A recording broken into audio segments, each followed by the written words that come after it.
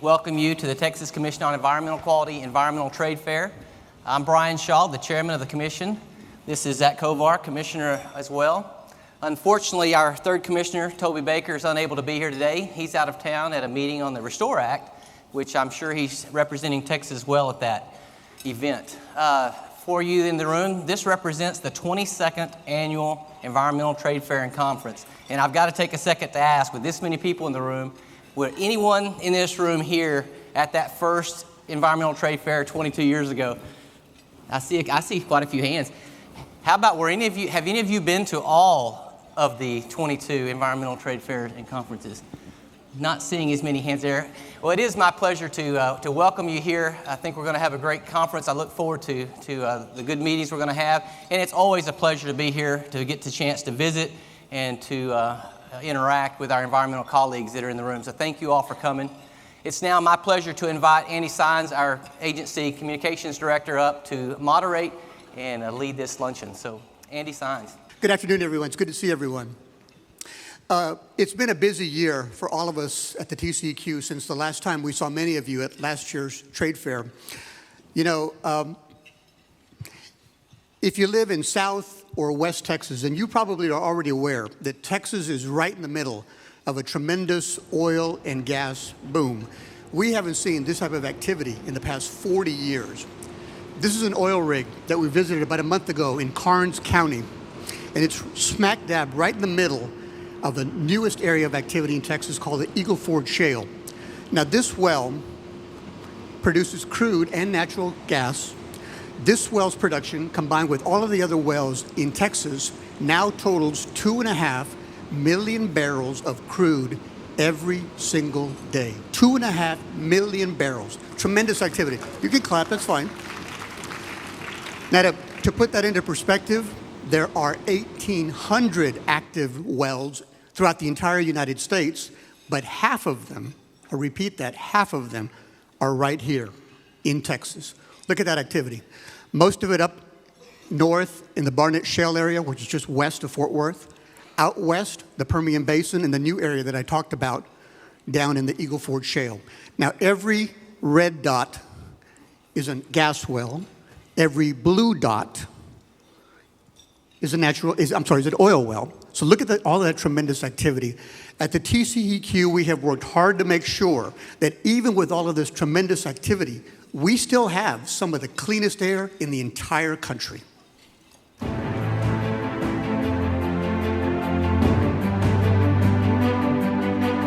Texas has been blessed to be the leading oil and gas producing state in the country. What we're seeing right now is really game-changing. If Texas was a standalone country, we'd be the 9th largest oil and gas producing nation in the world. Then you layer on top of that hydraulic fracturing and this new technology that's come to the table. I think we're in a good spot. As far as our country goes, as far as our energy outlook, just the transformational nature of what it's doing to the economies in places like South Texas. There's more people in town. The businesses that were here are experiencing additional growth and revenue coming in for them.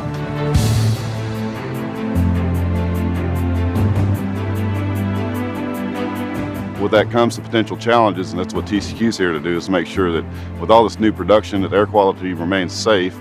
In order to find that balance between a strong economy and protecting the environment, we have to have good data. Data drives our decisions here at TCEQ. We have about 70 real-time monitors across the state. Citizens can go on and get real-time data about what the air quality is doing. Minute by minute, hour by hour, you can see what those conditions are. And as drilling continues to grow and pick up, we can expand that air quality monitoring network. We have the people and the technology and the equipment to ensure every Texan that the air quality they're breathing is good. TCEQ has the best air monitoring equipment that money can buy. We utilize an optical gas imaging camera, and this camera literally lets us see the emissions coming from the facility. Other types of handheld equipment that gives us real-time data. We also have the ability to pull a sample with our SUMA canister, and that information can be taken back to our lab where it's analyzed and it'll tell us what was going on during that investigation. If we go to one facility and we find issues, we typically stay there and call the company representative and let them know that we need someone out there now, and then we stay until issues are resolved. Our regulations and rules and the practices that are in place in the Barnett Shale, as an example, show that that's some of the cleanest air in the state. And I think other states have looked at us as sort of the way to regulate the industry. We're applying what we learn in the Barnett Shale to the Eagle Ford and other shale plays across the state. We have a regulatory scheme that doesn't change, and companies know what they're going to get when they come here. At the same time, I think the public knows that they're going to be protected. We're doing it in a clean, efficient way. We're learning every day. And frankly, Texas has some of the cleanest air in the United States. Other states still want to be Texas. But that probably isn't going to happen anytime soon. We'd like to continue this discussion with our commissioners to get kind of into the details of some of the stuff we saw in the video. Chairman, why don't you give us the big picture? Why is it important, not only for Texas, but for the country, to have a strong energy sector?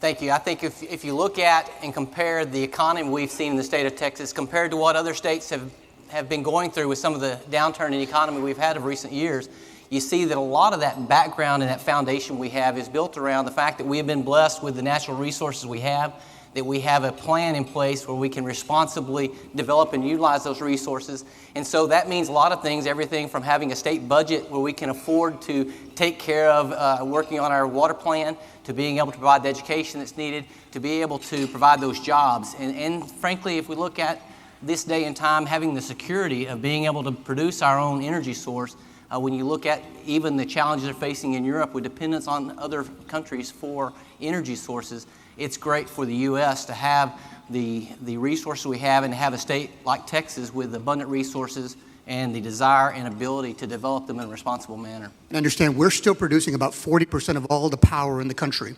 Is that right? That's correct. And we provide not only those base resources, but a lot of the refined products that are in the state are feed products to other industries and other manufacturing in other parts of the U.S. as well.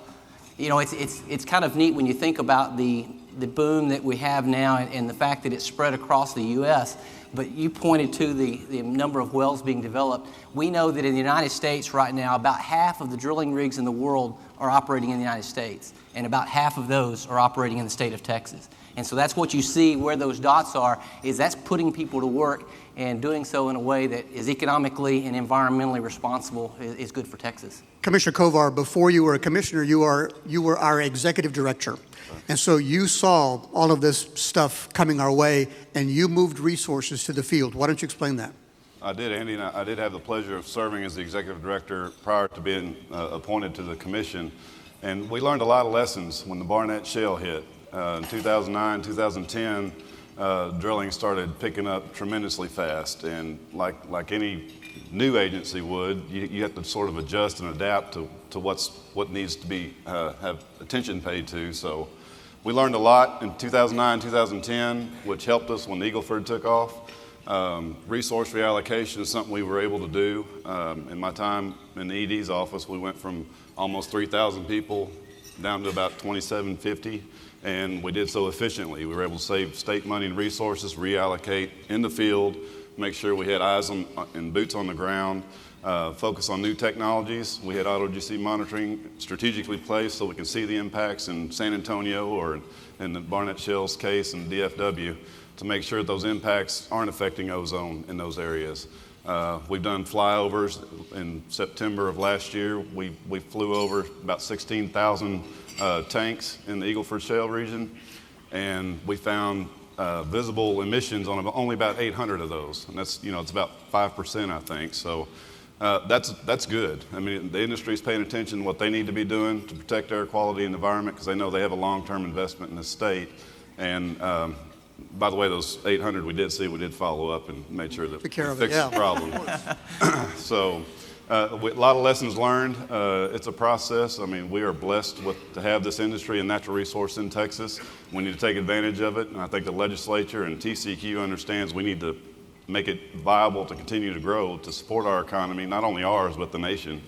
And I think we're taking the steps to do that. And I've heard you say before, Commissioner Kovar, that we're a huge agency. If we need to move more resources from different parts of the state, we can move them to those areas. Is that true? Absolutely, we can. Of course, we have a lot of other issues outside oil and gas. I mean, we need attention everywhere. I think the legislature certainly understands that if we need those additional resources to make sure that we're producing in a safe and protective way, Chairman Shaw and I and Richard Hyde, the ED, and Commissioner Baker can all go to the legislature and explain that need, and I think they're receptive to it. I mean, everybody wants the industry to thrive and prosper, but we need to protect public health and environment at the same time, and we've had a tremendous working relationship with the legislature, and I think we can get that done if we need to. Chairman Shaw, talk a little bit about technology, because I've heard you say over and over again that technology is kind of the key to the future. If we can tap into it, certainly that's a big factor for us. Talk about the Auto GC and what that monitor does. That's incredible. Sure. You know, one of the things, and we both Commissioner Kovar and I have talked about the importance of data and having that information to guide our decisions. One of the reasons I think that Texas has excelled as an a state addressing environmental issues is that we have a strong commitment not just to regulate because we can or to regulate outside of a sound plan, but instead to make sure that we have good data to guide us through that process. And one of the best ways to get data that we found is looking at what we've done in the Barnett Shale, where we have, I know, at least 15 automatic gas chromatographs and maybe even more online at this point in the Barnett Shale. It's one of the most monitored areas in the world. What those Auto GCs allow us to do is to continuously look at what the constituents are in the air in that area where those monitors are located. And that's reported where you can go online and look at that data in near real time and see what those levels of VOCs, for example, are. And that's helped us to gain even more confidence in our regulatory approach, because we know based on the years of operation we have, millions of data points that we've collected through Auto GC and or canister sampling, that the regulatory process is working. We don't see environmental levels of concern in the Barnett Shale. When we do see flare-ups, in every case, those are because of mechanical, either a failure of a valve or a gasket or maintenance issues where something wasn't sealed and maintained properly. Those are addressed by encouraging maintenance and doing enforcement and inspections, not by changing the rules whenever the rules are working. And so we continually look at our rules, and the data we're seeing at this point suggests very strongly that the rules are working. We just have to continue to adapt to do more with technology so that we can, with fewer employees than we had a few years back, we're able to use our camera, which was discussed, and other technologies so that we are able to refine our approach so that we can more accurately cover a large area and focus on potential problem areas. It's working well. I think it's important to note that, this is not rainbows and unicorns. There are issues, and once in a while, some of these pieces of equipment break down. But if that happens, Zach, don't we have a response that's almost immediate to get out there, depending on what the situation is? We do. We've got mobile monitoring capabilities based out of Austin, so anytime we have an issue, whether a monitor goes down or we just see a need because of another event somewhere around the state, we can deploy those, within a day and get real-time data so that the people that live in that area with their families can understand what their quality situation is immediately or as soon as possible. We've deployed those on issues outside of oil and gas. Certainly, we've had some other issues. I don't even know. I'm new to this commissioner thing. I don't know how much I can talk about or know on investigation. Go ahead. We'll stop if you can. Other issues that produce odors or potential air quality concerns, and we do it often. And I think that gives the public the assurance, at least that the state environmental agencies out there, to respond to any concerns that they may have and provide the data to back it up. And I saw George Ortiz, one of our inspectors in the piece. I read this crazy story that we went to a place and the stuff was so bad that we ran away. We never run away. We're always there. If there's a problem, we're going to call the company and say, bring somebody to fix the problem. Isn't that true? Well, that's exactly right. And I think the companies certainly have a vested interest in correcting it. So we can bring the hammer if we need to, or the white gloves, either one, as long as we make sure everybody's operating the way they ought to be and protecting the health and keeping our economy thriving. So that's our goal. Okay, the $64,000 question. How long can this activity last? I mean, that's the key question for everybody. What do y'all think? That's one of the interesting things, because Texas, being a perpetual oil and gas producing state, is familiar with the boom and bust of the oil and gas industry. I think one of the things that I hear when I listen to companies and listen to different people talking about this issue is that this boom is different than what we've seen before. The revolution that we've seen in perfecting hydraulic fracturing, which by the way has been around since the late 40s, it's not a new technology, but the improvements in that, as well as the horizontal drilling capabilities we have turned this to where I think most people are talking about continued increase in the exploration for the next 20 years, not a 5-year boom and bust, but something that you're looking at decades long. Obviously, there's a lot of external factors that can influence that, the federal government being one of those, but certainly it appears based on the resource that's there and our ability to extract that resource, this is a long-term opportunity, and I would briefly like to say what an opportunity it is, especially when you look at certain parts of the state that haven't often had opportunities to recreate themselves, to really reach out and develop infrastructure, to develop economy in some areas, that this provides them that opportunity with the influx of this resource, the jobs, and the tax base that brings. What an opportunity to sort of recreate and bring certain parts of the state forward, and it's a real blessing for the state to have this resource that we're trying to manage properly. Zach, have you heard anything different about how long this could last? Projections I've heard are in the Eagle Ford Shale alone is 20 to 30 years from now, and I think that's based on today's technology, and as Chairman Shaw said, that's going to evolve and change.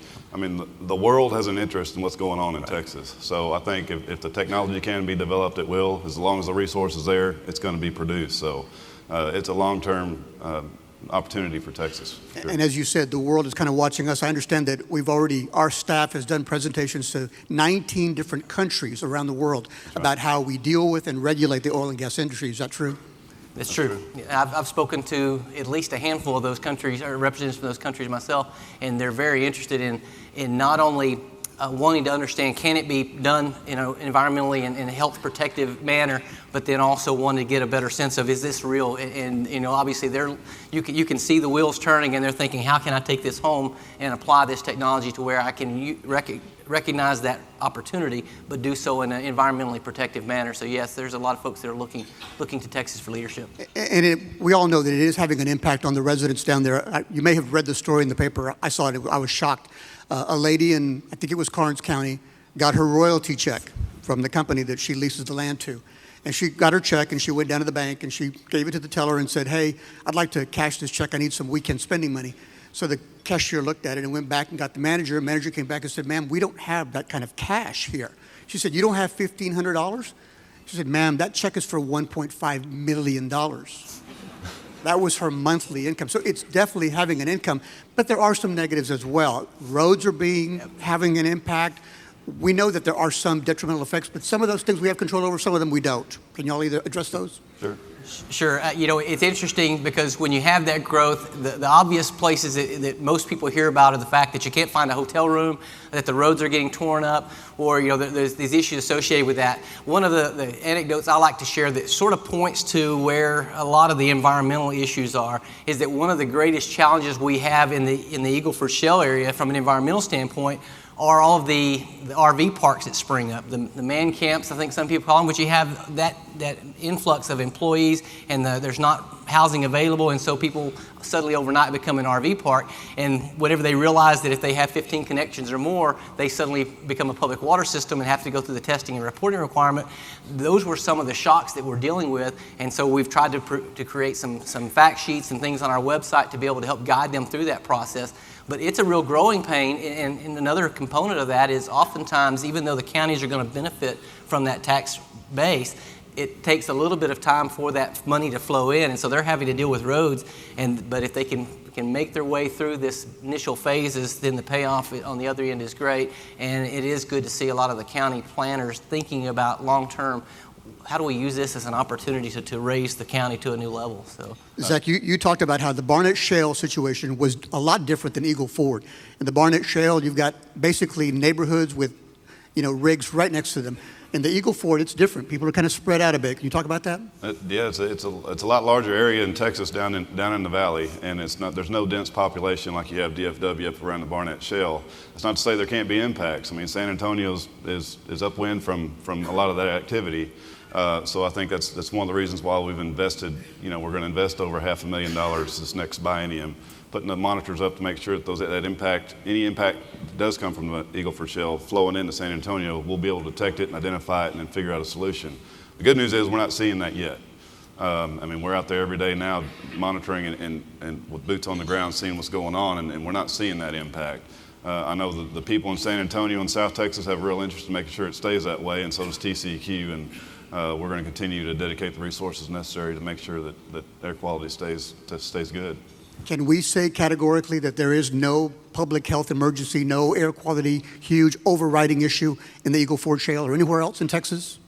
Well, as the chairman said, I think we've got the most extensive air quality monitoring network in the world in different parts of the state. And I think we can always get more data. More data is better. But I can say categorically now there's no air quality crisis anywhere in Texas. I concur. And moreover, if you look at the Barnett Shale with the monitoring we have there, if there were a problem, we'd be on top of it. So we're very comfortable that that's working. And in the Eagle Ford Shale, it's interesting. One, we're continuing to refine, and in fact, we're investing in it. This is tough, but we're going to spend $100,000 working with the UT research group to do some more. It's okay, you can do that. I'm going to get a whoop from the Aggies here in a minute. Somebody escort him out of here. But we're undergoing a research project with UT to help to ensure we're understanding, doing mobile monitoring to understand what the impact is of emissions coming out of the Eagle Ford Shale. And I'm one of those guys that always likes data. And if you look at the tremendous explosion we've had of exploration in the Eagle Ford Shale, and yet you also then go and look at what data we have in San Antonio, for example, which even under the worst case scenarios is still projected to meet the 75 part per billion ozone standard by compliance date. I can't recall what that date is. Even with the most liberal, if you will, worst case scenario of what emissions might be coming out of the Eagle Ford Shale. So that's comforting. And then also where you look at where we have monitors around San Antonio that are showing the highest numbers as far as ozone measurements, those are occurring when the wind is blowing from the north and northwest, not when they're blowing from the Eagle Ford. So, we've got our scientific data, and then we've got our monitor data on the ground that helps us to make sure that we're sort of truth testing what our models are telling us and what our monitor data are telling us, and everything is pointing toward this being protective, and we're going to continue to keep an eye on it, but things are looking very positive at this point. We've got a couple of minutes to open up the floor for a couple of questions. We've got microphones, we've got 3 microphones, one in the center, one on the right, one on the left. The gentlemen are holding their hands up. How about a couple of quick questions for our commissioners on oil and gas or anything else that you want to talk about? I think we got a microphone up here, please.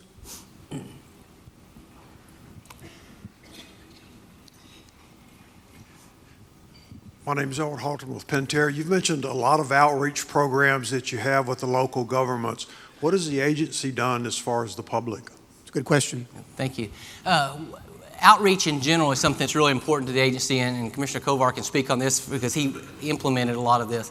But it's important that we've reached out to elected officials, as you pointed out, but also looking at the public. And some of the way we've done that is we've held some what we sort of call open houses, where we basically invite people from the public to come in, and we provide staff and make them available to answer questions and just have that one-on-one where you have a little bit more time to actually sit down and explain and address some of the uncertainty, the unknowns, and the complication of the process. And we found, I think we had one in San Antonio this last year, and very successful. We've gotten great feedback from that. And we continue to do other things through our TexasOilAndGasHelp.org website. So trying to provide materials and make that available so that the public, as well as other stakeholders, can understand why we're doing what we're doing, and also tap into some of the monitor data so they can see what the air quality is like in the Barnett Shale region, for example.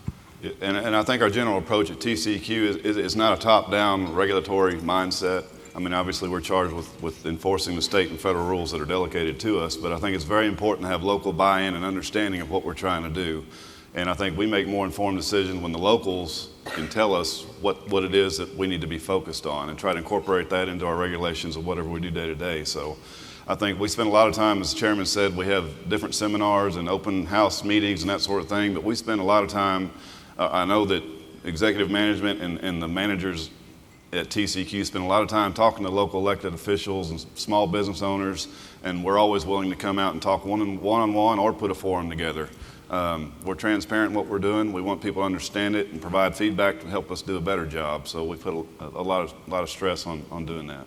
Another question real quickly. We've got about time for maybe one more question. Over here to the right. Microphone's coming your way, ma'am.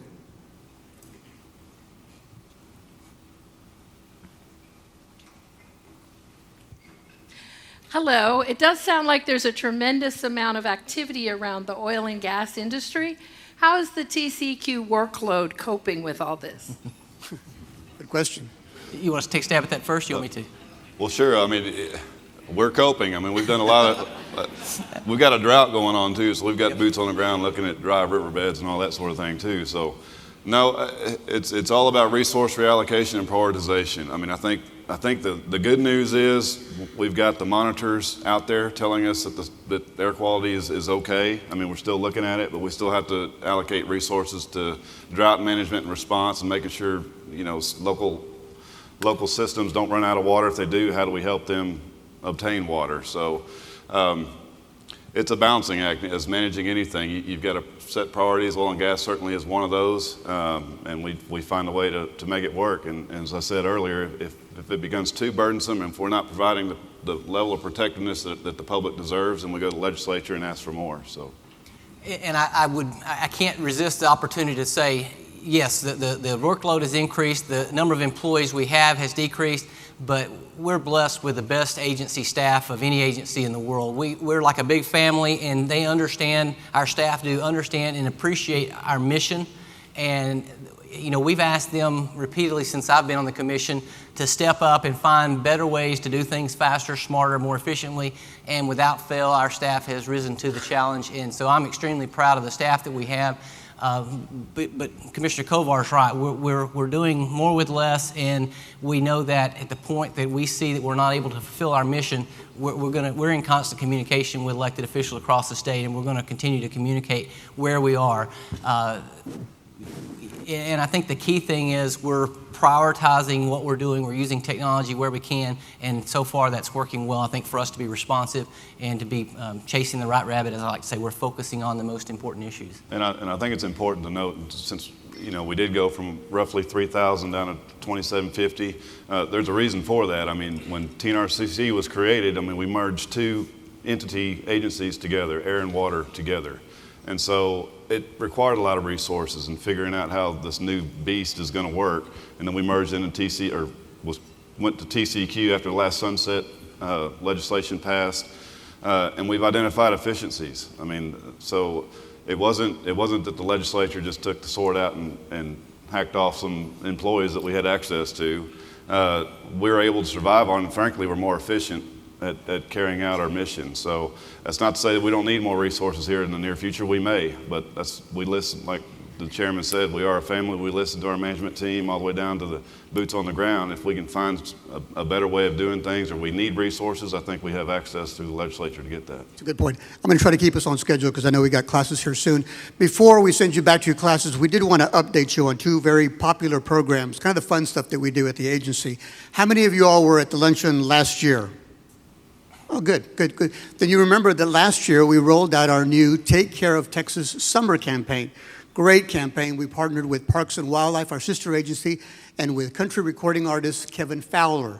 And so we did some radio ads and some TV ads. We have just finished cutting another radio ad that we will have this summer. We wanted you to have a quick listen to it. You gotta take care of Texas, it's the only one we got. If you're way up in Lubbock or down in Luckenbach, gotta conserve water, keep the air clean. Take care of Texas, don't you know what I mean, y'all? Kevin Fowler here. Texans take great pride in keeping our air clean. Visit takecareoftexas.org and take the pledge to help keep it that way. We'll send you a free Texas State Park Guide. You gotta take care of Texas, it's the only one we got. Sponsored by the Texas Commission on Environmental Quality. Did you see his lips move? They never moved. Incredible. It's a radio spot. Just kidding. The campaign has been a huge success. I mean, we've sent out more than 1 million pieces of campaign information out to people in Texas. And our Facebook hits are up and our Twitter's blown up, which I hear is a good thing. We asked Kevin Fowler to give us a quick update on the entire program. Here's Kevin. Howdy, everybody. Kevin Fowler here. And about a year ago, we invited Texans to join in our campaign to help take care of Texas. And guess what? Y'all have answered the call. We've heard from people from Amarillo all the way down to Brownsville, from El Paso way over to Houston, and everywhere in between. We're getting the job done, but it ain't over yet by a long shot. Go to the website, take the pledge, and let us know what you're doing to help protect this beautiful place we call home. Remember, take care of Texas. It's the only one we got. There are a lot of small things that everybody can do to do their part. Texans need to take care of Texas. Texans in general feel really close to the land. I think Texans are really proud of all the space that we have and would like to protect it. Mainly what I wanted to talk to y'all a little bit about today is our Take Care of Texas program. Have any of y'all heard of that yet? That includes all kinds of things like recycling and saving water. We all have to do our part to help keep the air clean and to conserve water. And this campaign has allowed us to do that outreach, to reach out to kids and families, to let them know there are simple little things you can do every day.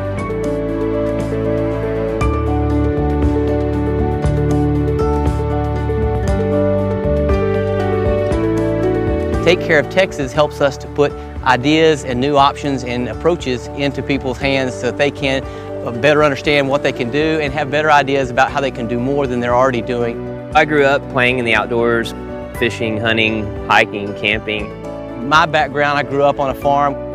You sort of have that mentality that you need to not waste, you need to conserve where you can, and you need to make sure that you leave the world better than you found it. We're avid outdoors people. We go camping a lot. So anytime we're out of town, we make sure that the house is using as little energy as it needs. I used to shave in the shower, and now I shave at the sink because I can turn the water on and off. Even something as simple as that is really important. Every family needs to do what they can to do their part to take care of Texas. This is a truly unique place in the world, and Texans are best suited to understand how we can best take care of Texas. They like to protect the land, they like to protect the water, and they like to be able to enjoy it. It's sort of ingrained in us. Take care of Texas! Take care of Texas! Take care of Texas! Take care of Texas! Take care of Texas! Take care of Texas! It's the only one we've got. How about that? By the way, those were not child actors, those last three. That was Ashlyn, Tanner, and Tyler Kovar, some of Commissioner Kovar's finest work.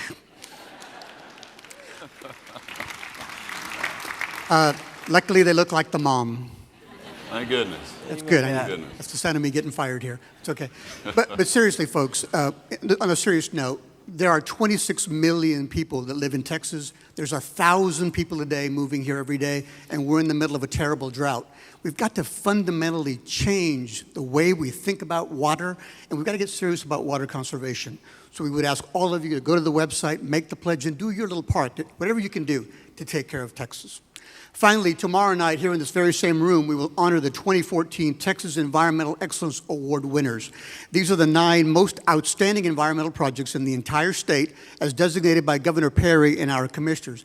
Again, some outstanding projects. We had 210 applications, 20 finalists, but only 9 winners. We reserved that right for only the best. Here's a quick preview of some of our winners.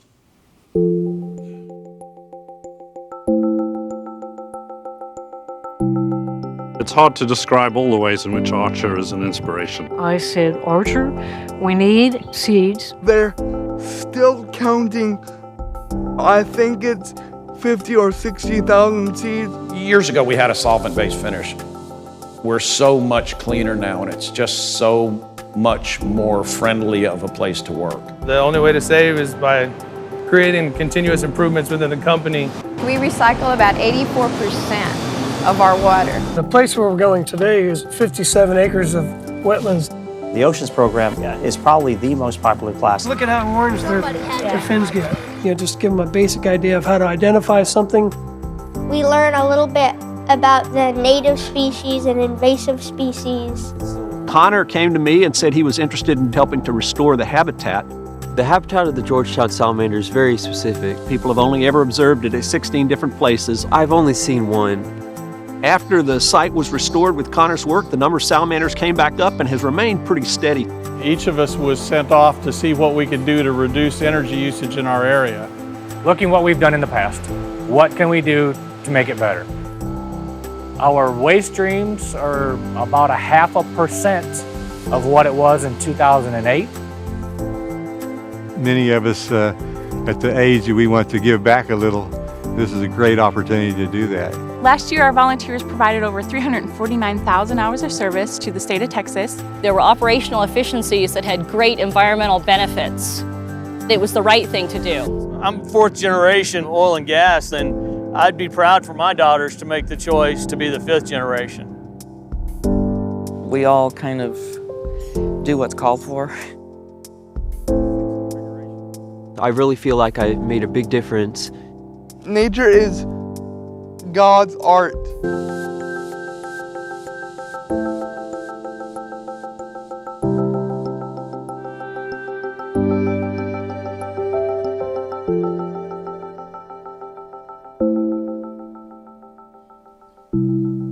How about a round of applause for all of our winners this year? Outstanding projects. We are already looking for next year's winners. If you know of an environmental project in your community that you know about, it's very easy to apply. Go to this website, tcteea.org. It should be up there. Go to the website and sign up. It's very easy to nominate someone. Folks, thank you all so much for your time and attention this afternoon, for your excellent questions. We hope some of the material that we gave you this afternoon was useful to you. We hope that you enjoy the rest of the conference. And remember to take care of Texas, because as Ashlyn Kovar says, it's the only one we've got. Have a good afternoon, folks.